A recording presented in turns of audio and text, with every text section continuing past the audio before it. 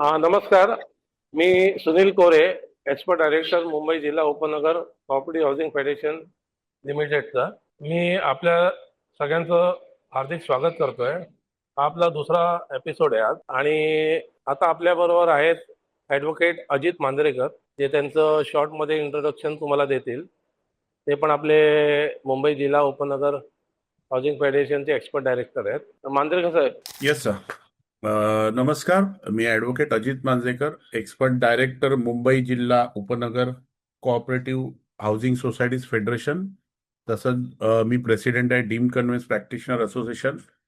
आणि आज आपला जो विषय आहे हा फार महत्वाचा आणि हॉट टॉपिक आहे आत्ताच्या मॉडर्न टाईपमध्ये, की रिडेव्हलपमेंट होत आहे तर सर्व सोसायटींना कन्व्हिन्स करायची आवश्यकता आहे आणि कन्व्हिन्स झाले आहेत पण त्याच्यामध्ये काही त्रुटी आहेत.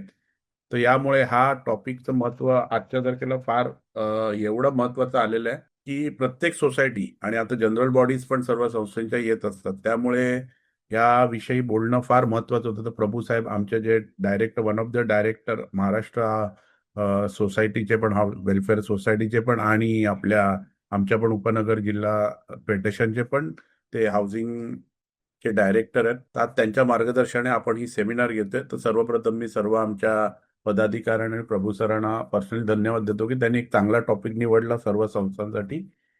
तर आता आपण वळूया ह्या डीम कन्व्हेन्सच्या माध्यम, जे आज वेबिनार आपण अरेंज केले तर त्याचं काय इंट्रोडक्शन आहे किंवा आपल्याला काय आवश्यकता आहे. तर लक्षात घ्या, डीम कन्व्हेन्स म्हणजे आपण सर्वांना आता माहितच आहे की डीम कन्व्हेन्स म्हणजे आपल्या संस्थेचं टायटल आपल्या नावावर करणं किंवा संस्थेची जी जागा आहे ती सोप्या भाषेत सांगणं म्हणजे संस्थेच्या जमिनीची मालकी ही संस्थेच्या नावावरती करणं. हे एवढं साधं आणि सोपं गणित आहे. पण हे साधं सोपं जरी वाटत असेल तरी ह्या पद्धतीने कामं होत नाही आहेत. कारण का आजही संस्था झाल्यानंतर कायद्याप्रमाणे महाराष्ट्र ओनरशिप फ्लॅट ऍक्ट मध्ये क्लिअरली लिहिलंय की संस्था झाल्यावरती विदिन 4 मंथ्स तुम्हाला कन्व्हिन्स देणं 4 महिने सोसायटी फॉर्म करायची असते. एकदा बिल्डिंग पूर्ण झाली, ऑक्युपेशन आल्यावर 4 महिन्यात तुम्हाला संस्था बनवायची असते आणि त्याच्या पुढील 4 महिन्यात तुम्हाला त्या संस्थेच्या नावावर कन्व्हिन्स द्यायचा असतो. याचा अर्थ काय होतो की कन्व्हिन्स देणं हे अनिवार्य आहे. कुठल्याही विकासकाला त्याच्यामधून तुम्हाला एक्झेम्पशन नाही आहे किंवा कुठल्याही संस्थेला हा करायचा की नाही किंवा ऑब्जेक्ट आपण पालन करायचं की नाही असा सुद्धा विषय नाही. सर्व संस्थांना कन्व्हिन्स हा घ्यावाच लागतो. मग तुम्ही रिडेव्हलपमेंट करा, नवीन बिल्डिंग आहे, रिडेव्हलपमेंट नका करू. कारण का बरेच प्रश्न येतात की आम्हाला रिडेव्हलपमेंटला जायचं नाही तरी कन्व्हिन्सची आवश्यकता आहे का. तर कन्व्हिन्स म्हणजे तुम्हाला तुमच्या जमिनीची मालकी घेणं अनिवार्य असतं, त्याच्यामुळे कन्व्हिन्स हा तुम्हाला घ्यायचाच असतो. आता आपण महत्वाचा विषय जो कन्व्हिन्स आहे, तर बऱ्याच लोकांचा असा प्रश्न असतो, अरे आम्ही कन्व्हिन्स करू की डीम कन्व्हिन्स करू. तर सर्वप्रथम मला एकच सांगावं लागतं, कन्व्हिन्स आणि डीम कन्व्हिन्स हे दोन्ही एकच गोष्ट आहे. की कन्व्हिन्स आणि डीम कन्व्हिन्स हा विषयच असा आहे की तुम्ही जमिनीची मालकी घेताय. जेव्हा आपण कुठल्याही बिल्डिंगमध्ये किंवा विकासकाकडून फ्लॅट परचेस करतो आणि नंतर सोसायटी बनते, आपण काय करतो, सोसायटीच्या माध्यमातून त्या संस्थेच्या इमारतीच्या विकासकाला, बिल्डरला भेटतो, कन्व्हिन्स करून दे. असे आहेत काही विकासक की जे जसं रिक्वेस्ट येते संस्थेची त्या रिक्वेस्टच्या अनुषंगाने कन्व्हिन्स करून पण देतात. म्हणजे कन्व्हिन्स म्हणजे थोडक्यात काय, जिथे सर्व विकासक असतील, लँड ओनर्स असतील, ज्यांचं आपल्याला सहकार्य मिळतं, कन्व्हिन्स बनवलं जातं, ते रजिस्ट्रेशन केलं जातं, म्हणजे तुमचा डीम कन्व्हिन्स झाला. पण ह्या बऱ्याच ठिकाणी किंवा आमच्या माहितीप्रमाणे 90%हून जास्त संस्थेना अशा प्रकारचं सहकार्य मिळत नाही. त्यामुळे 2010 मध्ये आपल्या इथे असा एक महाराष्ट्र शासनातर्फे जो नियमावली बनवण्यात आली आणि डीम कन्व्हिन्सच्या माध्यमातून एक मोठा दिलासा देण्यात आला संस्थांना, की तुम्ही जर अशा प्रकारे जर असहकार्याची भूमिका होत असेल तर तुम्हाला डीम कन्व्हिन्स करून तुमचा हक्क मिळवता येऊ शकतो असं संस्थान. आणि यामध्ये बऱ्याच प्रमाणात आता मुंबईमधील संस्थांना कन्व्हिन्स मिळालेला आहे आणि मिळत आहे. त्याच्यामुळे सर्व संस्थांनी यांचा लाभ घेणं भरपूर आवश्यक आहे. आता असं आहे की तुम्हाला तर फरक कळला असेल. इन शॉर्ट कसं आहे की कन्व्हिन्स आणि डीम कन्व्हिन्सचा फरक आहे की जिथे आपल्याला सहकार्य मिळतं तिथे हा कन्व्हिन्स होतो, आणि जिथे आपल्याला सहकार्य किंवा जिथे आपल्याला सहकार्य मिळत नसेल, नॉन कॉपरेशन असतं विकासकाकडून, ते कुठल्याही माध्यमातून असू शकतं. अशा माध्यमातून जर असहकार्य होत असेल तर आपण डीम कन्व्हिन्सला जाऊ शकता. म्हणजे नॉन कॉपरेशन मध्ये जर होत असेल डीम कन्व्हिन्सला जातं. म्हणजे जिथे सहकार्य तिथे कन्व्हिन्स, सहकार्य नसेल तिथे डीम कन्व्हिन्स. हा एक सोपा हिशोब आहे. आता तुम्ही म्हणाल की नुसतं आम्हाला डीम कन्व्हिन्सच का, तर आम्ही कन्व्हिन्स पण दुसऱ्या कोर्टात का नाही जाऊ शकत. तर आमच्या अनुभवाने मी आज स्वतः 300हून अधिक सोसायट्यांचं माध्यमात 300 सोसायट्यांचा कन्व्हिन्स केलाय, 300हून अधिक सोसायट्यांचा. कन्झ्युमर कोर्टमध्ये सुद्धा केलाय, हायकोर्टमध्ये रिट पिटिशन करून सुद्धा आम्ही त्याच्यामध्ये बघितलंय. सिटी सिव्हिल कोर्टमधून पण आम्ही बराच वेळ वाट बघितली आहे कन्व्हिन्ससाठी. पण ज्या अर्थी जो डीम कन्व्हिन्सच्या माध्यमातून जो कन्व्हिन्स घेतला जातो, तो कन्व्हिन्स डीम कन्व्हेन्सच्या माध्यमातून जो कन्व्हेन्स आपल्याला सर्वात पहिला फार सुपर फास्ट फीड आहे. म्हणजे आपल्याला 6 महिन्याच्या आत देणं, हे आपल्या GRच्याच अनुषंगाने आम्ही सांगतो की 6 महिन्याच्या आतमध्ये तुम्हाला कन्व्हेन्स हा दिला जातो. आणि आजही आम्ही प्रॅक्टिस करतो, तेवढ्या वेळेमध्ये तुमची ऑर्डर केली जाते. दुसरी गोष्ट, त्याचं एक्झिक्युशन हे फार छान आहे. एक्झिक्युशन एवढं सिम्पल आहे की तुम्हाला कन्व्हेन्सची ऑर्डर झाल्यावर इमिजिएटली कन्व्हेन्स डीड सुद्धा बनवून अप्रुव्हल दिलं जातं. त्या अनुषंगाने तुम्ही कन्व्हेन्स स्वतः जाऊन रजिस्ट्रेशन करून घेऊ शकता, त्याचं ऍड्ज्युडिकेशन करून. म्हणजे ही जी प्रक्रिया आहे ही फार सुलभतेने ठेवली, आणि त्याच्यात आजही अजून बऱ्याच साऱ्या सुलभ प्रक्रिया येतात ऍड्ज्युडिकेशन प्रोसेसमध्ये. याचाच अर्थ की तुम्हाला डीम कन्व्हिन्समध्ये 7 महिन्याच्या आत तुम्हाला ऑर्डर मिळते, आणि पुढील जर सर्व मेंबरचे अग्रीमेंट रजिस्टर्ड असतील तर ऍड्ज्युडिकेशन प्रोसेसमध्ये सुद्धा तुम्हाला 2 ते 3 महिन्यामध्ये तुम्ही पूर्ण काम संपवू शकता. म्हणजे उदाहरणार्थ कुठल्याही संस्थेने जर प्रॉपरली काम केलं तर विदिन 100% आम्ही सांगतो 1 वर्षात ते काम यशस्वीरित्या पूर्ण होतच होतं. आम्ही तर जेवढ्या संस्थेचं गेल्या तेवढ्या संस्थेचं झालेलं आहे, हे मी एवढं आपण सांगेन. आता कसं असतं की महत्वाचा विषय आहे की बाबा तुम्हाला किती डॉक्युमेंट लागणार आहेत किंवा काय डॉक्युमेंट लागणार आहेत आणि ती प्रक्रिया कशी. तर ह्या प्रोसिजरमध्ये मी एक सिंपल सांगतो. प्रोसिजर ही फार आता सोप्या पद्धतीने गेली, आणि मिनिमम डॉक्युमेंट आहेत त्याच्यामध्ये. मिनिमम डॉक्युमेंटमध्ये आपलं एक प्रॉपर्टी कार्ड असतं. हे प्रॉपर्टी कार्ड संस्थेचं घेतलं जातं. 7/12 असेल तर 7/12 आपण बघितला जातो, कारण का त्याच्यामध्ये मॅच करून घ्यावा लागतो. कारण का आता एक महत्वाचा मुद्दा असा येतोय की बऱ्याच संस्था जे कन्व्हिन्स झाल्यात पण त्याच्यामध्ये CTS नंबरचा काहीतरी करेक्शन आलेलं आहे. सर्वे नंबर नसल्यामुळे तिथे NA करताना प्रॉपर्टी कार्डवर नाव चढवताना ते त्रास संस्थांना होत आहेत. त्याच्यामुळे आता मी सर्व संस्थांना सांगतो की आपण संस्थेचं कन्व्हिन्स जेव्हा पण सुरुवात कराल त्यावेळी सर्वप्रथम त्या लँडचं पूर्ण सर्च घ्या, त्याचं 7/12, त्याचं प्रॉपर्टी कार्ड, त्याचा एरिया पूर्ण मॅच करून घ्या, की जेणेकरून तुम्हाला ऍट द 11th आवर म्हणजे प्रॉपर्टी कार्ड ट्रान्सफर करायला जेव्हा जाऊ तेव्हा कुठल्याही त्रुटी दाखवून नंतर रेक्टिफिकेशन करून आणा किंवा याच्यात कॉरिजेंडम काढा, अशी वेळ येणार नाही. ह्या पद्धतीने कामं करा, कारण का आता 80% कामं कॉरिजेंडमचीच येतात. कॉरिजेंडम म्हणजे रेक्टिफिकेशन, करेक्शन, अशा काही ना काही त्रुटी काढून याच्यामध्ये करेक्शन केलं जातं. तर माझं सर्व सभासदांना, सर्व संस्थेच्या सभासदांना हीच विनंती आहे की कृपया संस्थेचा एरिया, संस्थेचा CTS नंबर, संस्थेचा सर्वे नंबर, संस्थेचा तुमचा पूर्ण रोडचं नाव असेल, संस्थेचा बोरिवली वेस्ट आहे, कांदिवली ईस्ट आहे, ह्या सर्व गोष्टी प्रॉपरली नमूद करा. विलेज, कारण का बऱ्याच वेळी काय होतं, बोरिवलीमध्ये हा थोडा आम्हाला त्रास होतोय किंवा या बोरिवलीमध्ये आम्हाला थोडा अनुभव येतोय की पहिला काही पार्ट एक एक्सर विलेजला होता, तो आता बोरिवली विलेजला जात आहे. पहिला पार्ट शिंपोली विलेजला होता, तो आता बोरिवली विलेजला जातोय. तर ह्या पद्धतीने तुम्हाला प्रत्येक संस्थेचं आजच्या लँड रेकॉर्ड प्रमाणे, प्रिव्हेलिंग लँड रेकॉर्ड प्रमाणे तुम्हाला सर्व विलेज, त्याचे CTS नंबर, त्याचे सर्वे नंबर, हे सर्व मॅच करून घेणं हे अनिवार्य आवश्यक आहे. कारण का कुठल्या तरी डेफिशियन्सी तुम्ही जर करत असाल कन्व्हेन्स, आणि नंतर तुम्हाला वाटतं की बाबा अरे आपल्या रजिस्टर्ड झालेलं कन्व्हेन्स आहे हे चुकीचं आहे, ह्याच्यामध्ये ही गोष्ट बाकी आहे, हे करणं गरजेचं होतं, तर त्यानंतर रेक्टिफिकेशनला परत तुम्हाला त्रास होतो, आणि नंतर ह्या गोष्टी तुमच्या परत अडकून राहतात. त्याच्यामुळे ह्या गोष्टी नीट बघा. त्यानंतर तुम्हाला बेसिक डॉक्युमेंट असतात. एक इंटिमेशन ऑफ डिसअप्रुव्हल, म्हणजे IOD, CC, ह्या सर्व महानगरपालिकेच्या परवानग्या असतात.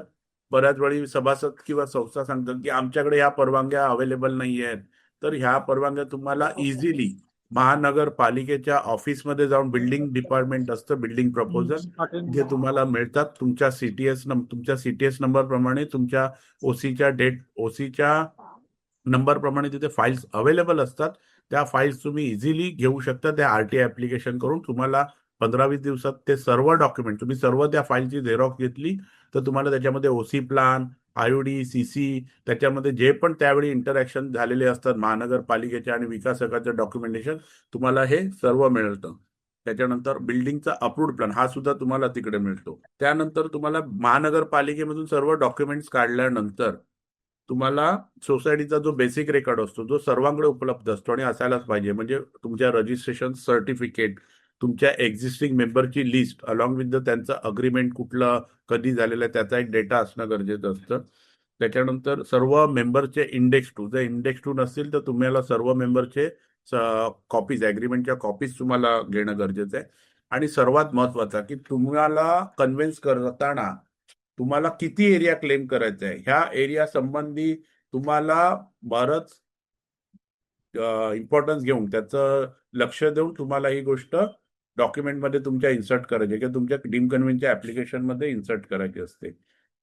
काय असतं की तुम्ही किती एरिया मागताय किंवा तुमचा एंटायटलमेंट किती आहे. कारण का बऱ्याच वेळा संस्थेचा एरिया असतो 800 आणि संस्था डिमांड करते 600, तर 200 स्क्वेअर मीटर कमी होतो. किंवा संस्थेचा एरिया असतो 1000 आणि लेआउट मधील आरजी आपण डिमांड केलेला नसतो किंवा तो क्लेम केलेला नसतो, तर तो आरजीचा बेनिफिट मग संस्थांना मिळत नाही. तर यामुळे आम्ही सर्व संस्थांना एकच सांगतो की डीम कन्व्हिन्स करत असताना या सर्व डॉक्युमेंट बरोबर सर्वात महत्वाची गोष्ट असते सीटीएस नंबर, प्रॉपर्टी कार्ड जसं आपण म्हणतो, सर्वे नंबर चेक करा. तसंच संस्थेची एंटायटलमेंट म्हणजे तुम्हाला किती एरिया डिमांड करायचा आहे हे सुद्धा बघणं फार महत्वाचं असतं. कारण का जेव्हा आपण कन्व्हिन्स करतो हा कन्व्हिन्स कुठल्याही संस्थेच्या आयुष्यात एकदाच होतो, तो सारखा सारखा होत नाही. त्याच्यामुळे कन्व्हिन्स करत असताना ह्या गोष्टी जर आपण नीट बघितल्यात तर तुम्हाला त्याची पुढे भविष्यात त्रास होणार नाही. म्हणजे त्या एरियाचा ऑप्टिमम एरिया तुम्हाला मिळू शकतो आणि त्या एरियाने तुमचा कन्व्हिन्स होऊ शकतो. हे कन्व्हिन्सची बेसिक प्रोसिजर आहे. हे सर्व तुम्हाला घेऊन ऍप्लिकेशन करायचं. तिथे डीडीआर तुम्हाला हिअरिंगच्या नोटीस देतो. हिअरिंगच्या नोटीस दिल्यावर सर्व तिकडच्या पार्टीजना, नेसेसरी पार्टीज असतात त्यांना बोलवलं जातं, त्यांचं म्हणणं रेकॉर्डवर घेतलं जातं आणि आपल्याला कन्व्हिन्स हा तिथे दिला जातो. हा कन्व्हिन्स दिल्यावरती तुम्हाला एक ऑर्डर दिली जाते, एक कन्व्हिन्स डीड अप्रुव्हल करून दिलं जातं. ते आपल्याला घेऊन कलेक्टर ऑफ स्टॅम्पमध्ये जायचंय. तिथे तुम्हाला रेग्युलाइज करायचे, सर्व मेंबरची स्टॅम्प ड्युटी भरलेल्या असतील त्या, आणि रजिस्ट्रेशन करून घ्यायचं असतं. हे रजिस्ट्रेशन करतात त्यानंतर तुम्हाला इमिजिएटली रजिस्ट्रेशनच्या दिवशी इंडेक्स टू दिला जातो. जसं आपण फ्लॅट अग्रीमेंट रजिस्ट्रेशन करतो तसंच तुम्हाला इंडेक्स टू दिला जातो. आणि नंतर तुम्हाला लास्टली अप्रोच व्हायचं असतं प्रॉपर्टी कार्ड ट्रान्सफर करण्यासाठी किंवा 7/12 ट्रान्सफर करण्यासाठी before the revenue department. Revenue department म्हणजे एक सीटीएसओ असतं, म्हणजे सिटी सर्वे ऑफिस, आणि एक दुसरं असतं तलाठी, जिथे आपण 7/12 ट्रान्सफर करतो. आता हा विषय सुद्धा मोठा आहे की कधी सर्वे सिटी सर्वे ऑफिसला जायचं, कधी आपण तलाठी ऑफिसला जायचं. तर मी फक्त थोडक्यात एवढंच सांगेन, जेव्हा आपली प्रॉपर्टी ॲग्रिकल्चरल असते तेव्हा तुम्हाला 7/12 फिरवावा पहिला लागतो, म्हणजे तलाठीसाठी जायचं असतं. आणि जेव्हा तुमच्या प्रॉपर्टी नॉन ॲग्रिकल्चर असते आणि प्रॉपर्टी कार्डवर लँड ओनरचं नाव आलेलं असतं, तर तुम्ही त्या प्रॉपर्टीचे मालक होऊ शकता आणि डायरेक्टली तुम्ही त्या सीटीएस ऑफिसमध्ये जाऊन तुमचं नाव एन्डोर्स करून घेऊ शकता. म्हणजे हे एकदम सिंपल आणि क्लिअर प्रोसिजर आहे. ह्याच्यामध्ये तुम्हाला कुठेही एकदा कन्व्हेंट रजिस्टर्ड असेल तर तुम्हाला त्रास होत नाही. आणि आता एक GR पण आपल्याला माहित असेल आलेला आहे की त्या GR मध्ये क्लिअरली स्पेसिफाय केलंय की सिटी सर्वे ऑफिसरला असा अर्ज, डीम कन्व्हेन्सचा एन्डोर्समेंटचा अर्ज मिळाल्यानंतर आपल्याला डीम कन्व्हेन्सचा अर्ज मिळाल्यानंतर त्याच्यावरती कुठलीही हिअरिंग न घेता 15 दिवसांची मुदत देऊन 16व्या दिवशी आपल्याला हे नाव ट्रान्सफर करावयाचं असतं. म्हणजे कुठले हिअरिंग घेण्याचे अधिकार सुद्धा सीटीएस ऑफिसरला दिलेले नाहीयेत. म्हणजेच आपल्याला या गोष्टी महत्वाच्या आहेत की बऱ्याचशे GR असतात की जे आपल्या संस्थांना माहीत नसतात, तर आपण त्या पद्धतीने GR आमच्याकडून मिळवलेत आणि ते सिटी सर्वे ऑफिसर्सकडे दाखवलेत तर तुम्हाला कुठेही एन्डोर्समेंटमध्ये त्रास होणार नाही. आता ही एक बेसिक प्रोसिजर आहे. आता आपण काय करू की ज्या मेंबरचे काही प्रश्न असतील, कारण का बरेचसे मेंबर अजूनही जॉईन होत आहेत, तुमचे काही प्रश्न असतील तर ते थोडक्यामध्ये तुम्ही विचारू शकता आणि त्यानंतर आपण त्या प्रश्नांच्या उत्तरं ते एक थोडक्यामध्ये मी देईन. सर नमस्कार, शैलेंद्र गांगण गोरेगाववरून. आपण जी माहिती दिली आता ज्या डीम कन्व्हेन्स बद्दल, ती बरोबर. सामायिक म्हणजे जनरल होती की कारण आमची जी सोसायटी आहे ती म्हाडाची सोसायटी आहे, म्हाडासाठी काही वेगळी प्रोसिजर असते का? नाही नाही सर, म्हाडाचं मी तुम्हाला क्लिअरली सांगतो, हा डीम कन्व्हेन्स हा विषय हा जनरली प्रायव्हेट प्रॉपर्टीज मध्ये होतो. म्हाडाच्या सोसायटीमध्ये कन्व्हेन्सचं वेगळं पूर्ण हे प्रोसिजरच वेगळं आहे. तिथे तुम्हाला डीम कन्व्हेन्सला जायची आवश्यकता नाही, पण त्याच्यामध्ये दोन पद्धतीच्या म्हाडाच्या सोसायट्या असतात. एक हा. असतं एक म्हाडा लेआउट मधल्या सोसायट्या, जिथे म्हाडाच बिल्डिंग बनवून म्हाडाच अलॉटमेंट करतं. तिथे तुम्हाला म्हाडा प्राधिकरणामध्ये जायचं आहे आणि तिथे तुम्हाला कन्व्हेन्स घ्यायचा आहे. तिथे इस्टेट डिपार्टमेंटला तुमचा पूर्ण डेटा असतो, टेनन्सी तिथे टॅली केली जाते, अलॉटमेंट टॅली केली जाते आणि लीज हा. डीड आणि सेल डीड असं दिलं जातं. ओके. त्याच्यामुळे म्हाडाचा ह्या पद्धतीचा कन्व्हेन्स वेगळा. आणि दुसरा एक पर्याय असा असतो की जिथे म्हाडामध्ये टेंडर काढले होते 1995ला 2000ला, आणि त्यांनी टेंडरच्या मार्फत प्रायव्हेटली ते डेव्हलपर्सना विकले होते आणि त्या डेव्हलपर्सनी प्रायव्हेटली ती बिल्डिंग बांधून प्रायव्हेट सेल केली होती. त्या बिल्डिंग्सना तुम्ही डीम कन्व्हेन्स घेऊन येऊ शकता आणि त्या डीम कन्व्हेन्स म्हणजे त्याच्यामध्ये लीज डीडच मिळते, जी म्हाडाकडून ती करून दिली जाते, सर्टिफाईड. ओके. आता तुम्ही जे दोन ऑप्शन जे सांगितलं ना, त्याच्यातले आमची सेकंड ऑप्शन मध्ये बिल्डिंग होते. म्हाडानी स्वतः आम्हाला अलॉटमेंट करून त्याच्या लॉटरीमध्ये आम्हाला हे केलेलं दिली होती. दिली होती बिल्डिंग. म्हाडानी जर तुम्हाला लॉटरीमध्ये दिलेली असेल तर तुम्हाला तिकडचा कन्व्हेन्स करण्यासाठी तुम्हाला इस्टेट डिपार्टमेंटला तुम्हाला ऍप्लिकेशन करावं लागतं. मग इस्टेट डिपार्टमेंटला ऍप्लिकेशन गेल्यावरती तुमचं डिमार्केशन, तुमचे टेनामेंटची लिस्ट ही टॅली केली जाते. तुमचे ट्रान्सफर किती झाले होते म्हाडाच्या रेकॉर्डने, संस्थेच्या रेकॉर्डने, त्यातला डेफिसिट जर ट्रान्सफर चार्जेस भरायचे बाकी असतील ते भरले जातात. त्यानंतर इस्टेटमधून ती परत फाईल तुमची जाते आर्किटेक्ट डिपार्टमेंटला, आर्किटेक्टमधून परत सीईओ कडे जाते. तिथून ओके होतं आणि म्हाडाकडून तुम्हाला लिगल डिपार्टमेंटमधून एक लीज डीडचा आणि सेल डीडचा ड्राफ्ट दिला जातो. सर्व पेमेंट झाल्यानंतर म्हाडाचं ते तुम्हाला म्हाडाचं पेमेंट झाल्यावर लीज डीड आणि सेल डीड ह्याचं ऍडज्युडिकेशन करावं लागतं आणि ऍडज्युडिकेशन रजिस्ट्रेशन होतं आणि त्याच्यासाठी म्हाडाचे अधिकारी तिथे सहीसाठी येतात. ओके. आणि त्या ह्याच्यामध्ये म्हणजे आपल्याला कुठल्या कन्सल्टन्सीची आवश्यकता असते की ते सोसायटीचे जे पदाधिकारी आहेत ते स्वतः जाऊन करू शकतात? तेवढं सोपं असतं का ते? I think. आता हा प्रश्न असा आहे ना सर, की सोपं तर असं नक्कीच नाहीये. कारण का बऱ्याचशा त्रुटी निघत असतात. त्याच्यामध्ये कसं असतं, आता आम्ही जे आता काम करतो त्याच्यामध्ये पाहत असतो की म्हाडाची लिस्ट आणि फ्लॅट ओनरची लिस्ट टॅली करताना दमछाक होते. कारण का बऱ्याच वेळे वारस पण कधी कधी चेंज झालेले असतात. मग म्हाडा आजच्या म्हणण्यानुसार सांगते की आम्हाला तुमचा वारस दाखला घेऊन या, किंवा मेंबर्स ट्रान्सफर झालेले असतात, कधी गिफ्ट डीड झालेलं असतं, कधी म्हाडाची एनओसी नसते. अशा बऱ्याच गोष्टी असतात. त्याच्यामुळे हे जर संस्थेच्या स्तरावर काम करायला गेलं तर नक्कीच होईल, याच्यामध्ये दुमत नाही आहे माझं. पण त्याला वेळ लागेल आणि ते समजदार व्यक्तीचं गेलं तर त्याच्यामध्ये लगेच होईल. कारण म्हाडाकडून कन्व्हिन्स करायची जी प्रोसिजर आहे किंवा जी प्रक्रिया राबवली जाते ही फार म्हणजे फार स्लो आहे. हा मी माझा स्वतःचा अनुभव सांगतोय. कारण का तिथून एका विभागामधून दुसऱ्या विभागामध्ये त्या फाईल त्याचा पूर्ण ट्रॅक घेणं, त्याचा पूर्ण फॉलोअप घेणं आणि नंतर तिथून परत लिगल डिपार्टमेंटला ओके करून आणणं, हे सर्व म्हणजे थोडीशी कसरतीचं काम आहे. जर संस्थेच्या स्तरावर नक्कीच जर तुमच्यापैकी कोणाला जर समजदार आणि एक नॉलेजेबल व्यक्ती असेल तर ते करून येऊ शकतं. याच्यामध्ये काय असं नाही. फक्त एकच गोष्ट असते हे सगळं करत असताना, परत परत मी एकदा सांगेन की जेव्हा पण म्हाडा तुम्हाला कन्व्हेन्स डीड म्हणजे लीज डीड आणि सेल डीड देतं तेव्हा तुमचा area of the plot, layout प्रमाणे एरिया, त्याच्यानंतर तुमचा सीटीएस नंबर हे डिफाईन करणं गरजेचं आहे. कारण का आपण जनरली म्हणतो अरे आम्हाला म्हाडाने दिले आहे, पण हे आपल्याकडून सुद्धा व्हेरीफाय होणं गरजेचं आहे. कारण का आत्ताच मी एका सोसायटीच्या कामाकडे आलो की म्हाडाने तो चुकून सर्वे नंबर एक चुकीचा घातल्यामुळे आता त्यांना रिडेव्हलपमेंटला ती अडचण होते. तर आता आम्हाला परत त्याचं डिमार्केशन घेऊन परत आम्हाला लीज डीड रेक्टिफाय करावं लागतं. अनिल वर्मा साहेब, मी विचारतो आमची रिडेव्हलपमेंट मध्ये सेलेबल बिल्डिंग आहे आमची. हा हा, त्याच्यामध्ये ओसी सध्या नाही आहे. बरोबर आहे. ओके. थोडा व्हायलेशन आहे त्याच्यामध्ये. तुम्ही जे सांगितलं ना एरिया डिमांड किती क्लेम करायचं, तर आता अग्रीमेंट मध्ये कमी एरिया दाखवलाय बिल्डरने आणि त्यासाठी डीम कन्व्हेन्स मध्ये आम्ही जाऊ शकून ते रेग्युलराइज करू शकतो. तर नक्कीच तुम्हाला डीम कन्व्हेन्स मध्ये आता मध्ये एकदा थोडा इश्यू झाला होता की डीम कन्व्हेन्स करण्यासाठी तुम्हाला ओसीची हे होतं अनिवार्य होतं. पण आता नवीन नवीन GR नुसार तुम्हाला एसीची आवश्यकता लागत नाही. त्याच्यामुळे तुम्ही नक्कीच डीम कन्व्हेन्सला जाऊ शकता. आणि ते व्हायलेशनचा काय प्रॉब्लेम होऊ शकतो? कारण लक्षात घ्या तुमचे हे दोन वेगवेगळे प्रश्न आहेत. व्हायलेशन जे तुम्ही म्हणतात हे व्हायलेशन आहे डीसी रूल्स आहे. त्याच्यासाठी महानगर पालिका किंवा ज्या तुम्ही विभागात राहाल तिकडच्या लोकल ऑथॉरिटीला ती ऑथॉरिटी असते की त्याच्यामध्ये काय ऍक्शन घ्यायची आणि काय डिमॉलिशन करायचं किंवा काय रेग्युलाइज करायचं. कन्व्हेन्स हा तुमचा लँडचा होतो, कन्व्हेन्स हा तुमच्या ओके. सोसायटीच्या मालकीचा असतो. Okay okay thank you. सर साधारण जर म्हणजे म्हाडामधून जर आपण एखाद्या कन्सल्टंटला जर हायर केलं तर त्याची मिनिमम फी किती असते साधारण? तर हा प्रश्न खरं सांगू तर इथे उत्तर देणं सुद्धा चुकीचं आहे. कारण का आजच्या तारखेला आपल्याला माहिती आहे आपल्या भारतामध्ये कसं सिस्टम चालू आहे आणि कशा प्रकारे तिथे व्यवहार केले जातात.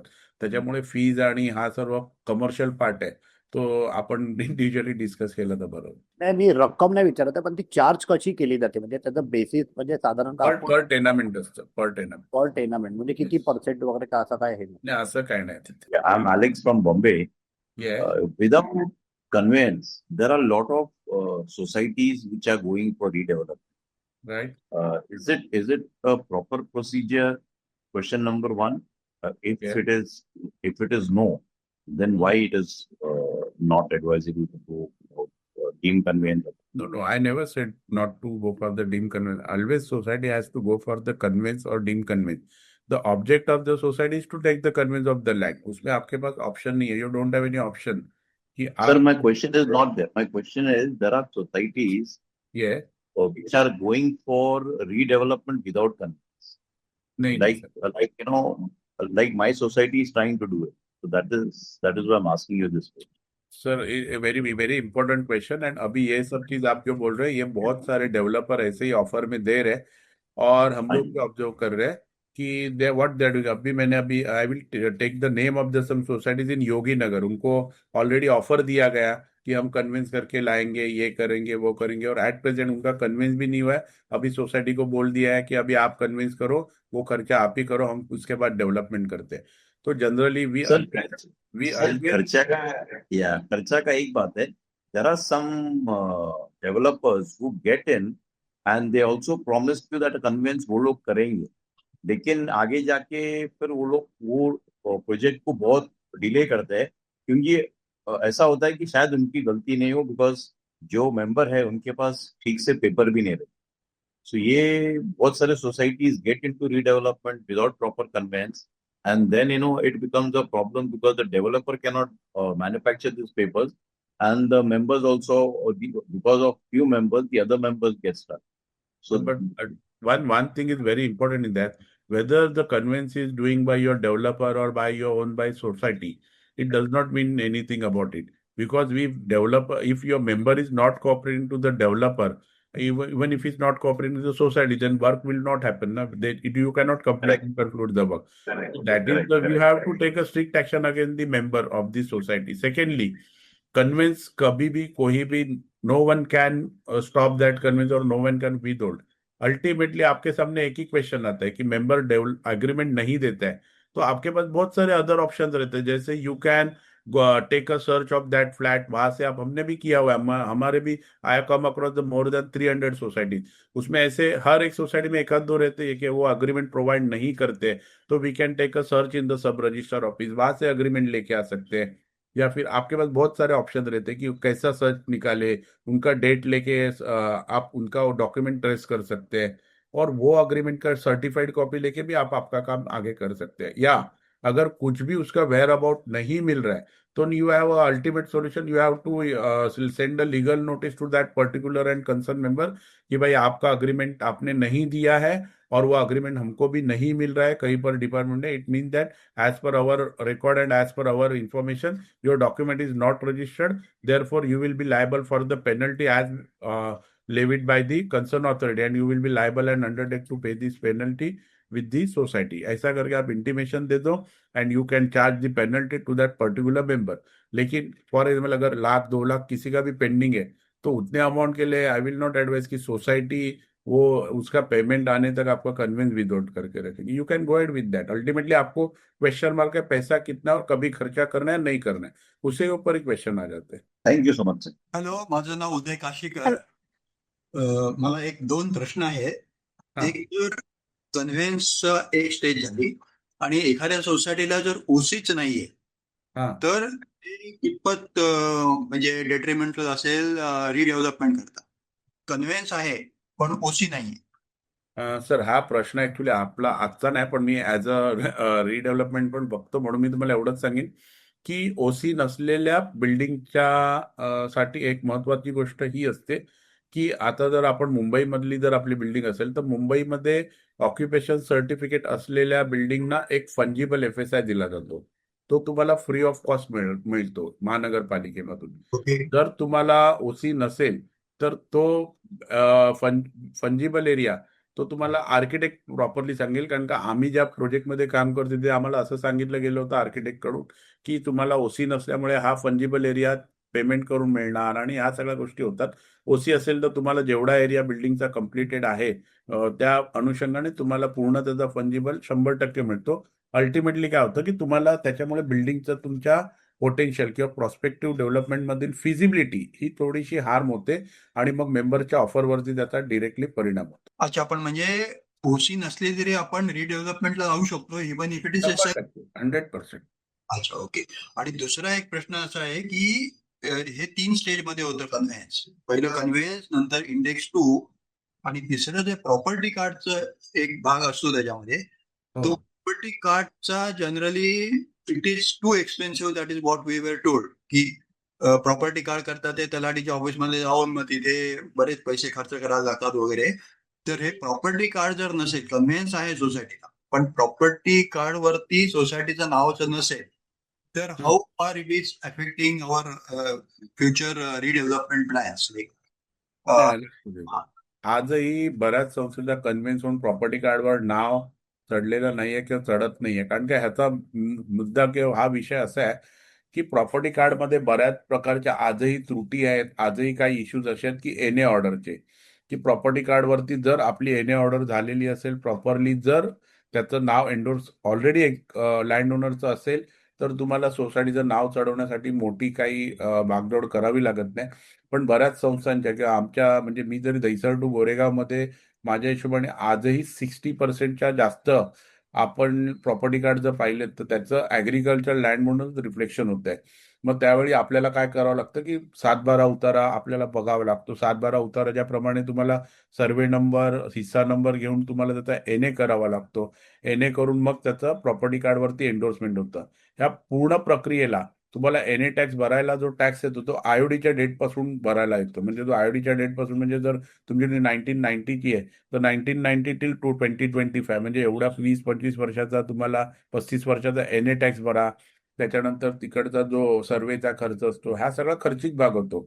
कधी कधी आपण कन्व्हिन्स होतो 2-4 लाखामध्ये आणि त्याचं प्रॉपर्टी कार्डवर नाव चढवायला त्याच्याहून जास्त खर्च करावा लागतो. त्यामुळे बऱ्याचशा संस्था मग तिथे जात नाहीत. पण हे जेव्हा पण तुम्ही ह्या गोष्टी इंडेक्स 2 आल्यानंतर तुम्हाला 100% तुमच्या सोसायटीच्या कन्व्हिन्सचं काम झालेलं असतं आणि प्रॉपर्टी कार्ड फक्त करून तुम्ही एक सिक्युअर्ड होता. कारण का बऱ्याच वेळी आता आम्हाला असंही निदर्शनास आलंय की आपण कन्व्हिन्स करतो, डॉक्युमेंट रजिस्ट्रेशन करतो आणि by the time land owner जाऊन प्रॉपर्टी कार्डवरची नावं किंवा 7/12 वरची नावं ट्रान्सफर करतात. त्यामुळे मग त्या कन्व्हिन्समध्ये थोडासा डिफेक्ट होतो आणि मग त्याचं अपील आणि SLR ला जा, SDO ला जा, ह्या प्रकारच्या मग परत भानगडी तुम्हाला कराव्या लागतात. असंच. पण मग रिडेव्हलपमेंटच्या स्टेजला हे प्रॉपर्टी कार्डवर नाव असणं जरुरी आहे का सोसायटीचं?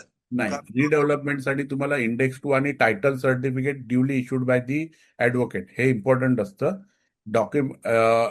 एक लक्षात घ्या की कुठल्याही 7/12 किंवा प्रॉपर्टी कार्ड हे रेफरल डॉक्युमेंट असतात. याच्यात तुमच्या संस्थेचं नाव असणे नेहमीच तुम्हाला ऍडवाइजेबल आहे आणि प्रिफरेबल आहे. बट इट डज नॉट मीन की तुमचं नाव प्रोसेसमध्ये आहे की तुम्ही केलेलं नाही, याचा अर्थ तुमचं टायटल नाही आहे किंवा तुमचा कन्व्हिन्स झालेला नाही असं याचं कन्क्लूड होत नाही किंवा असं कुठलाही ह्याच्यामध्ये दुमत नाहीये. ह्याच्यामध्ये क्लिअरली आहे तुमचं कन्व्हिन्स रजिस्टर्ड झालंय, या अर्थी तुमचं कन्व्हिन्स म्हणजे तुम्ही त्या जागेचे मालक आहात. Okay, thank you. आणि तिसरा माझा प्रश्न आहे जो आहे तो प्रभू साहेब जर इकडे असतील तर I think he will be in a position to answer to this. Actually Prabhu साहेब अर्जंटली पुण्यासाठी कामासाठी गेले, त्यामुळे आय एम हँडलिंग दिस. मग फेडरेशनच्या लेवलला हे अजूनही मुंबईमध्ये एनए आणि नॉन एनए हा का कन्सेप्ट आहे मला अजून कळत नाहीये. म्हणजे ऍग्रिकल्चरचा आता काही प्रश्नच नाही ना मुंबईमध्ये. तर 100% बरोबर आहे. ह्या संबंधी बऱ्याच वेळा कलेक्टर ऑफिसला सुद्धा मिटिंग झाल्या, मी सुद्धा 1-2 मिटिंग अटेंड केल्या होत्या. त्याच्यामध्ये असं झालं होतं की मुंबई शहर आणि मुंबई उपनगर याच्यामध्ये येण्याची आवश्यकता का अजूनही राहते.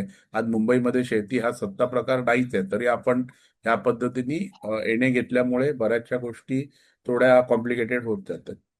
पण म्हणजे फेडरेशनच्या स्तरावरती याच्याबद्दल काय चालू आहे का, की प्रयत्न चालू आहेत का, की हे आता आता बऱ्याचशा गोष्टी आहेत ना सर. आता डीडीआर जे आलेले आहेत लवेकर साहेब, त्यांच्या माध्यमातून आम्ही असोसिएशन मधून 2-3 आमचे बरेचसे हॉट टॉपिक होते ते आम्ही त्यांना प्रोसीड केलेले आहेत. त्याची मीटिंग वगैरे लागणार आहे. आता त्यांना पण येऊन हार्डली त्यांना 1-1.5 महिनाच झालाय.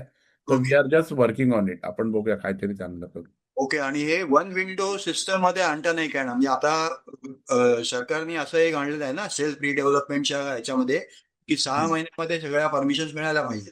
तसंच ह्या बरोबर. ज्या वेगळ्या गोष्टी आहेत, कन्व्हेन्स, नंतर प्रॉपर्टी कार्डवर नाव चढवणं, एनए और नॉन एनए करून घेणं, ते एक वन विंडोवर आणण्याकरता सुद्धा फेडरेशनच्या स्तरावर काही प्रयत्न चालू आहेत का? सर आता आहे ना पॉलिसी सेल्फ डेव्हलपमेंटची बनते नवीन. आजही त्याचं कुठलंही म्हणजे एक प्रपोज करतात. त्याच्यामध्ये आजही कुठलं कन्क्लुजन किंवा कुठलंही त्याच्यामध्ये अजून ठोस निर्णय झालेला नाही. Okay, thank you. हा मी संतोष कुलकर्णी. आमची आता रिडेव्हलपमेंट होत आहे, म्हणजे ओसी साठी अप्लाय केलंय मालकाने. स्वतः जो ओनर आहे त्याने तोच रिडेव्हलप करतोय. हम्म. आणि उद्या रिडेव्हलपमेंट झाल्यानंतर त्याने कुठले आम्हाला डॉक्युमेंट्स द्यावे. आम्ही म्हणजे आधी पगडी सिस्टीम होती आणि त्यानेच आता रिडेव्हलपमेंट केली, तर त्याने कुठले पेपर्स दिले पाहिजे रिडेव्हलपमेंट झाल्यानंतर. नाही, हा सुद्धा आजचा विषय नाही. तरी मी थोडक्यात एवढंच सांगितलं की तुम्हाला पगडी करून पहिला ओनरशिप घ्यावी लागते. जी टेनेंटेड प्रॉपर्टी असते ती तुम्हाला ओनरशिप करावी लागते. ओनरशिप अच्छा. केल्यानंतर तुम्हाला सोसायटी बनवून त्याच्याबरोबर जाणं योग्य राहील. कारण का अथवा इंडिव्हिज्युअली गेला आणि कुठला टेनेंट त्याच्यामध्ये जर अडून राहिला तर ते परत प्रोसिजर लांब होत राहील. अच्छा. आणि ओसी आपण काय डॉक्युमेंट्स त्यांनी दिले पाहिजे असं म्हणजे साधारण? नाही, आता जर त्यांनी तुम्हाला प्रपोजल दिलं असेल आता रिडेव्हलपमेंट, तुम्ही ओसी साठी अप्लाय केलंय असं? ओसी साठी अप्लाय केलं तर ओसी मिळणार तुम्हाला त्यांनी. त्याशिवाय ते एक अप्लाय केलं म्हणजे त्यांनी ओसी घेण्यासाठीच अप्लाय केलं. अच्छा. आणि नंतर काय म्हणजे आफ्टर रिडेव्हलपमेंट मध्ये नंतर काय डॉक्युमेंट दिले पाहिजे असं म्हणजे साधारण ब्रीफली सांगितलं तर बरं. त्याची बरीच लिस्ट आहे सर. त्याच्यामध्ये आमच्या माहितीप्रमाणे का आम्ही ज्या डॉक्युमेंट तुम्हाला देतो आफ्टर अच्छा. रिडेव्हलपमेंट कम्प्लिशन ऑफ प्रोजेक्ट, त्याच्यामध्ये ऍटलिस्ट 35 ते 38 डॉक्युमेंट आहेत. म्हणजे बरेचशा त्याच्यामध्ये बापरे. अप्रूव्ड प्लान, लिफ्टचा प्लान, इलेक्ट्रिकल अच्छा. प्लान, प्लंबिंगचा प्लान, सर्व तुम्हाला त्याच्यामध्ये आम्ही मागितलं. अच्छा. तर तुमचा नंबर शेअर करा सर, मी तुमच्याशी नंतर बोलीन. हो, मी नंतर तुम्ही गुगलवरती Thank you. माझं नाव टाकलं तरी मिळेल तुम्हाला. Okay, thank you sir. Thank you. Bhave madam बोला ना. तर माझे 2 प्रश्न आहेत. हम्म. एक तर बिल्डिंग ची जी जागा आहे म्हणजे जो लँड आहे तो सोसायटीच्या नावावरती नसेल तर काय करायचं? बिकॉज सर्वांनी टायटल डीड म्हणजे टायटल सगळ्यांचे क्लिअर आहेत आमच्या सोसायटीतले. 2-3 जणांचे फक्त टायटल जे आहेत ते पेंडिंग आहेत. तर अशा परिस्थितीमध्ये सोसायटी लाईक कन्व्हेन्ससाठी अर्ज करू शकते का नाही करू शकत? आणि दुसरा प्रश्न हा आहे की जर का सोसायटीमध्ये एका मेंबरचं डेथ झाली असेल, दुसऱ्या मेंबरच्या नावावरती तो फ्लॅट आहे, पण त्यांची जी मुलगी आहे त्यांनी गिफ्ट डीड केलेली आहे, तर अल्टिमेटली आता तो फ्लॅट आहे तो मुलीच्याच नावावरती होणार आहे. तर त्याच्यावरती सोसायटी काही ऍक्शन घेत नाहीये आणि फर्दर प्रोसेस काय आहे तेही काही सांगत नाहीये. फक्त एवढंच सांगते की आम्ही इन प्रोसेसमध्ये आहोत, सगळ्यांच्या फाईल्स आम्ही दाखवतोय, बट काही प्रॉपर रिस्पॉन्स सोसायटीकडून येत नाहीये. तर अशा परिस्थितीमध्ये काय करायचं? तुमचा पहिला जो प्रश्न त्याचं मी उत्तर देतो की तुम्ही असं म्हटलं आहे की जर कुठल्या डॉक्युमेंट्स आपल्या सर्व मेंबरचे up to the mark registered नसतील तर आपण कन्व्हेन्सला जाऊ शकतो का, बरोबर? तर तो निश्चितच जाऊ शकता. तुम्हाला एक अंडरटेकिंग द्यावं लागते की बाबा तुम्ही जेव्हा रजिस्ट्रेशनला जाल, ऍडज्युडिकेशनला जाल, तेव्हा जी नेसेसरी स्टॅम्प ड्युटी असते ती तुम्ही भरणा केली जाईल आणि त्यानंतरच तुमचं कन्व्हेन्स रजिस्ट्रेशन केलं जाईल. त्यामुळे तुमचा डीम कन्व्हेन्स कुठेही थांबवला जाणार नाही. त्यामुळे तुम्ही नक्कीच डीम कन्व्हेन्सला जाऊ शकता. जरी 2-3 मेंबरचे डॉक्युमेंट, पण तुम्हाला बिफोर रजिस्ट्रेशन तुम्हाला त्या मेंबरची स्टॅम्प ड्युटी भरण्याशिवाय कुठलाही पर्याय नसेल आणि ती भरल्यानंतरच तुम्हाला रजिस्ट्रेशन केलं जाईल. आणि दुसरा जो प्रश्न तुम्ही सांगितलात की गिफ्ट डीडच्या माध्यमातून संस्था जर नावावर करत नसेल तर मॅडम याच्यासाठी आजचा विषय नसला तरी मी एवढंच सांगेन की गिफ्ट डीड जर कुठल्याही व्यक्तीचं किंवा अशा आजकाल आम्ही बऱ्याच संस्थांमध्ये बघतोय की हल्ली संस्थेच्या काही पदाधिकाऱ्यांना कुठल्या तरी मेंबरला टार्गेट करून त्याचं ॲग्रीमेंट ऑथेंटिकेट करत नाहीत, त्याला मेंबरशिप देत नाहीत, त्याचं गिफ्ट डीड काहीतरी ॲलिगेशन करून अडकवून ठेवतात. तर त्याच्यामध्ये काही दोन्ही साईडनी कधी कधी इश्यूज असतात. पण यामध्ये आपल्याकडे अंडर सेक्शन 22 आणि 23 of Maharashtra cooperative societies act you can file a appeal before the concern deputy registrar of the society, आणि जिथे क्लिअर ऑर्डर्स संस्थेला दिल्या जातात हिअरिंग घेऊन, तिकडे आपण अपील दाखल केल्यावर उपनिबंधकाच्या माध्यमातून संस्थेला आणि त्या संस्थेला त्यानंतर त्या सभासदाला दोघांनाही बोलवलं जातं. त्याच्यामधील काय वादविवाद आहेत किंवा का होल्ड केलं त्याचं पूर्ण रिप्लाय त्याचं रिटर्न सबमिशन घेतलं जातं. त्यानंतर जर ती केस प्रॉपरली म्हणजे असेल तर तुम्हाला त्याच्यामध्ये उपनिबंधकांकडून ऑर्डर दिली जाते, आदेश दिला जातो आणि संस्थेला एवढं क्लिअरली लिहिलं जातं की माझ्या निदर्शनास आल्याप्रमाणे सदरच्या सभासदाला त्वरित सभासदत्व देऊन त्याचं नाव शेअर सर्टिफिकेट 7 दिवसांच्या आत एंडोर्स करून माझ्या कार्यालयात सबमिट करावे हा आदेश मी पारित करत. अशा पद्धतीने तो आदेश असतो. Okay, thank you sir. हा माधुरी सर, मी कदम बोलतोय कल्याणावरून. हा बोला. सर, आमचा जो प्रोजेक्ट आहे तो NCLT मध्ये गेलाय आणि सोसायटी आता फॉर्म झालेली आहे आणि सोसायटीमध्ये आम्ही काय हँडओव्हर घेतला नाही आणि सोसायटी जस्ट नवीन आहे, 8 महिने झाले. बरेचसे लोक मेंटेनन्स पण पे करत नाही आहेत, डॉक्युमेंट देत नाही आहेत. आता SGM मीटिंग बोलवली परत, तर ते डीम कन्व्हेन्स आणि पुढे कसं आम्ही प्रोसेस करायचं? नाही, आजचा विषय जो आहे ना सर, आपण डीम कन्व्हेन्स करू शकता. त्याच्यासाठी तुम्हाला सोसायटी जी झालेली आहे त्याची प्रॉपरली पहिला तर एक जनरल बॉडी घेऊन त्याची कमिटी काय तुमची प्रोव्हिजनल कमिटी झाली आहे कशी झाली ती एक बघावी लागेल आणि त्या प्रोव्हिजनल कमिटीच्या माध्यमातून तुम्हाला डीम कन्व्हेन्स तुम्ही निश्चितच करून घेऊ शकता. आणि आता तुम्ही जर NCLT ला वगैरे गेले तर तुमच्या सोसायटीचं टायटल क्लिअर होणं हे फार गरजेचं आहे.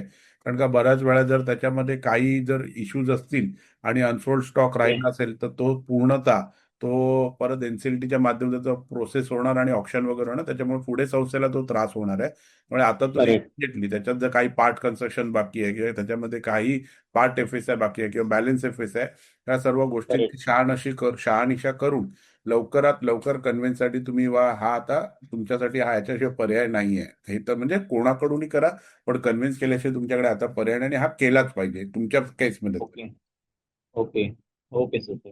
महाराष्ट्र सरकारचं एक नवीन हाऊसिंगच्या संदर्भातला धोरण आहे, त्याचा GR निघाला का?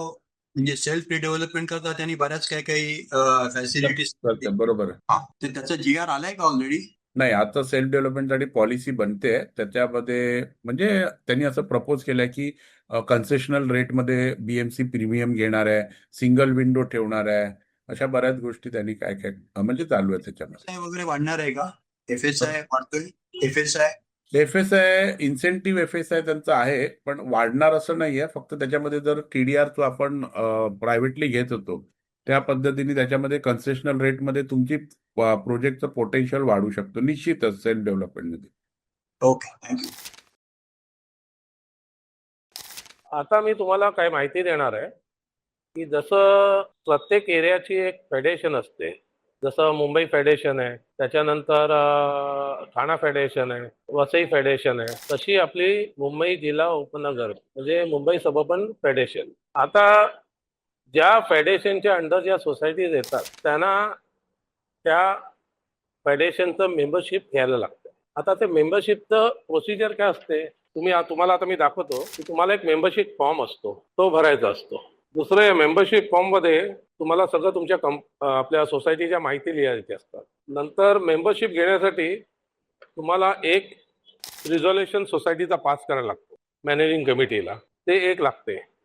तिसरं तुमचं नोंदणी प्रमाणपत्र रजिस्ट्रेशन सर्टिफिकेट, बरोबर. आणि चौथं तुम्हाला 1708 रुपयाचा चेक द्यायला, हा फक्त पहिल्या वर्षीसाठी असतो. त्याच्यामध्ये कसं आहे, 1000 रुपये त्याचे तुम्हाला शेअर्स मिळतात, त्याच्या GST येत नाही. दुसरं तुमचं एक वन टाइम एंट्रन्स फी असते, त्याचे 100 रुपये आणि त्याच्यावर 18% आजच्या तारखेने GST आहे, तर 118 रुपये ते येतात. दुसरं अॅन्युअल सबस्क्रिप्शन चार्जेस जे तुम्हाला असतात ते 500 रुपये आहेत, त्याच्यावर परत जीएसटी येते 18% 90 रुपये, म्हणजे 590 रुपये. आता 1000 रुपये शेअर सर्टिफिकेटचे एंट्रन्स फीचे 118 आणि अॅन्युअल सबस्क्रिप्शन 590 पकडून तुम्हाला 1708 रुपयाचा चेक द्यायचा असतो मुंबई जिल्हा उपनगर फेडरेशन जे काय नाव आहे त्याच्या नावाने. पुढच्या वर्षी जेव्हा तुम्ही रिन्युअलला जातात तेव्हा तुम्हाला शेअर सर्टिफिकेट एकदाच द्यायला लागतात, एंट्रन्स फी एकदाच लागतात. त्यावेळेला जी काय फेडरेशनची सबस्क्रिप्शन फी असेल 500 असेल आणि जीएसटी समजा 18% असेल तर तुम्हाला 590 द्यायला लागतात. किंवा काय जीएसटी मध्ये गव्हर्नमेंटने काय फरक आणला तर त्या हिशोबाने ते व्हॅरी होईल.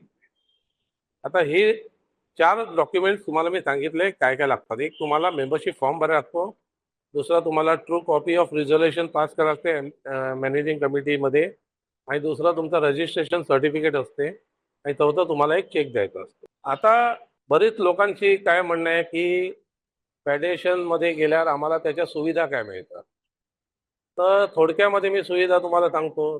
जसं की तुम्हाला फ्री ॲडवाईस मिळते, कोणाचं काय असेल तर प्रायर टू जर मोबाईलवर होणार असेल सॉल्व, किंवा तुम्हाला पर्सनली जर बोलवायला लागलं तर प्रायर टू अपॉइंटमेंट तुम्हाला आम्ही आमच्या अंधेरीच्या हेड ऑफिसमध्ये बोलवतो, जिथे ऑनरेबल CA रमेश प्रभू सर असतात तिकडे. नंतर आता आम्ही दहिसरला पण ब्रांच चालू केलेली आहे. IC कॉलनीमध्ये मी बसतो. म्हणजे लोकांचे जे काय प्रॉब्लेम आहेत ते आम्ही त्यांना प्रॉपर गायडन्स देतो, आणि शक्यता जेवढं होईल तेवढं आम्ही त्यांना ट्रान्सपरन्सली सगळं सांगतो. म्हणजे त्याचे प्रोस काय कॉन्स काय सगळे आम्ही गोष्टी लोकांशी शेअर करतो. आता फेडरेशन म्हणलं की तो लोकांना वाटते की फक्त बिल्डिंगचे मॅटर, बिल्डिंगमध्ये बरेच इश्यूज असतात. जसं कोणाचा पोलीस स्टेशनचा इश्यू असतो, कोणाचा BMCचा इश्यू असतो, कोणाचा म्हाडाचा इश्यू असतो, कोणाचा डीम कन्व्हेन्सचा इश्यू असतो. म्हणजे असे बरेच प्रॉब्लेम असतात. तर ते आम्ही त्याच्याबद्दल तुम्हाला मार्गदर्शन करतो. दुसरे आम्ही अशा सेमिनार, आता ही जी आम्ही जी चालू केलेली आहे हे दुसराच एपिसोड आहे. रिस्पेक्टेड ॲडव्होकेट अजित मांजरेकर साहेबांच्या आणि प्रभू सरांच्या म्हणजे पुढाकार घेतल्यामुळे हे आम्हाला कळणं सोपं झालं आहे. आणखीन याच्याबद्दल कॉन्टॅक्ट फेडरेशनला तुम्ही कॉन्टॅक्ट करू शकता. माझं नाव आहे सुनील कोरे, KORE. माझा मोबाईल नंबर आहे 7400-289-639. 7400-289-639. मांजरेकर सर, तुमचा नंबर तुम्ही सांगा जरा. 9821 21 66 66 yes 66 okay 7090. 7090. I repeat, 9821 667090. Yes yes yes. Okay, thank you sir, thank you very much. आता तुम्हाला केव्हाही जर काय क्वेरी असेल तर तुम्ही फोन करून विचारू शकता फेडरेशनच्या माहितीबद्दल. नक्की. आणि तुम्ही जास्तीत जास्त लोकांना सांगा इकडची मेंबरशिप घ्यायला. कारण शेवटी आज आपली जी मुंबई सबअर्बन फेडरेशन आहे, मुंबई जिल्हा उपनगर फेडरेशन, ही आपली Bandra to Dahisar, Bandra to Mulund, Govandi, total 227 वॉर्डमध्ये आपल्याकडे 170च्या आसपास वॉर्ड्स आहेत आपल्या अंडर. म्हणजे जवळजवळ 40,000 सोसायटी आपल्या अंडर आहे. तर माझी विनंती आहे तुम्हाला की पहिला तर तुम्ही तुमच्या सोसायटीमध्ये मेंबरशिप घेण्यासाठी सांगा, आणि इतर लोकांना पण तुम्ही या गोष्टीबद्दल सांगू शकता. पुढच्या एपिसोडमध्ये मी तुम्हाला लोकल एरिया कमिटीबद्दल थोडी माहिती देईन. लोकल एरिया कमिटी जी फेडरेशननी स्थापन केली आहे त्याच्याबद्दल मी पुढच्या वेळेला तुम्हाला त्याच्याबद्दल सविस्तर माहिती देईन. मांजरेकर साहेब, आज आपण आलात आणि आम्हाला खूप अशी अमूल्य अशी माहिती दिली. त्याबद्दल फेडरेशन आणि आम्ही सर्व श्रोत्यांतर्फे आपले खूप खूप आभार मानतो. कोरे सर, मी पहिल्यांदाच आलो, पण मला छान माहिती मिळाली आणि मी कॉन्टॅक्टमध्ये राहीन. आपले नंबर तर घेतलेले आहेत मांजरेकर सर आपला आणि कोरे सरांचा. तर खूप खूप धन्यवाद सर.